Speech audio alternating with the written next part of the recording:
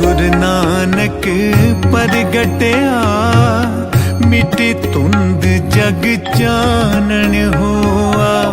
जो कर सूरज निकलया तारे छपे अंधेर पलोआ। तारे छपे अंधेर पलोआ।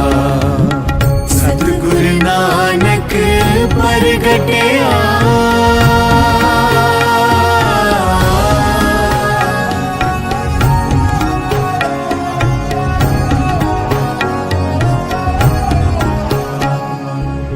सिंह बुके मिर्गावली पन्नी जाए ना तीर तरोआ।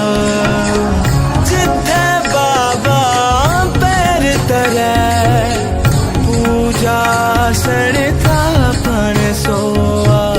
मिटी धुंध जग चान